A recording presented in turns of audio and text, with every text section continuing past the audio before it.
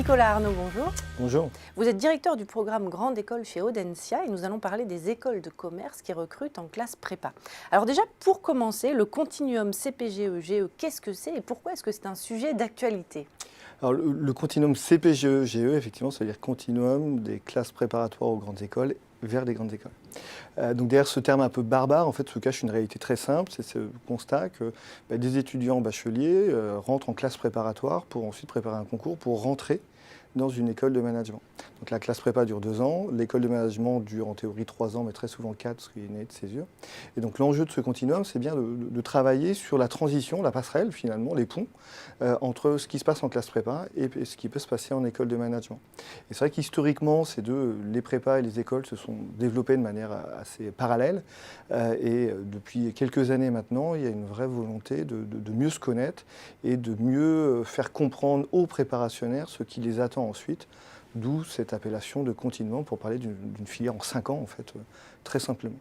Donc on en parle beaucoup, effectivement parce qu'aujourd'hui les écoles veulent se positionner sur les classes préparatoires, parce que c'est une formation d'excellence, parce qu'on apprend des méthodes de travail qui vont qui vont nous servir toute notre vie.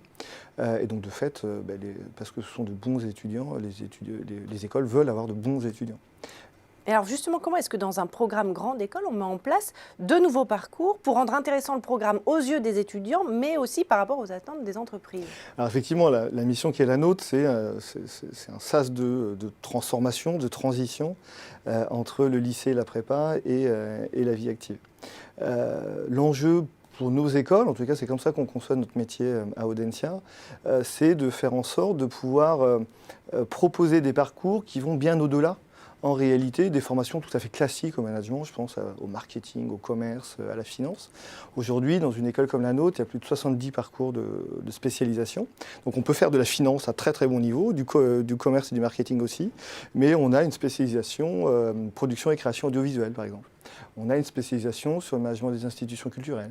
On a des doubles diplômes avec des facultés de droit, avec plusieurs instituts d'études politiques, avec des écoles d'ingénieurs, d'architectes, de beaux-arts également. Donc bref, aujourd'hui c'est extrêmement large et l'enjeu pour nous c'est d'être raccord avec les besoins des entreprises, avec une forte attente sur l'hybridation des compétences, les doubles compétences, et en même temps proposer aux étudiants, aux préparationnaires, des parcours qui probablement les intéressaient avant de choisir l'école de management, mais qu'ils avaient écarté. Et en fait, ils vont pouvoir retrouver dans une école comme la nôtre probablement leurs premiers amours, si c'était les sciences politiques ou l'ingénierie, par exemple. Alors, est-ce que vous auriez quelques exemples à nous donner? Oui, alors forcément, j'ai plein d'exemples. Je peux vous parler de Mélinée. Mélinée, par exemple, elle, ce qui l'intéressait, c'était les arts. Elle a fait le cursus management des institutions culturelles chez nous. Elle a travaillé à Londres pendant une année en année de césure, notamment chez Sotheby's. En parallèle de cette année, elle a passé un master, un M1 à Paris, d'histoire de l'art, et elle travaille aujourd'hui dans le fundraising du château de Versailles. Je peux vous parler de Pierre. Pierre, lui, son truc à lui, c'est la finance, donc il a choisi Audencia pour la finance, et également pour l'international. Il a été faire un double diplôme à Boston University, Master of Science in Finance, couplé à une spécialisation stratégie financière chez nous, et puis il est resté travailler aux États-Unis, il est passé de Boston à New York, il travaille pour une grande banque internationale en M&A.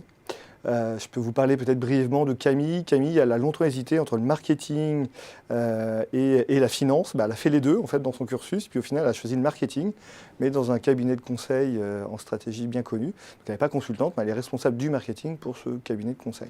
Aujourd'hui, il y a plus d'une centaine de métiers à l'issue d'un cursus comme le nôtre. Donc c'est très varié. Merci beaucoup Nicolas Arnaud pour cette analyse. Merci.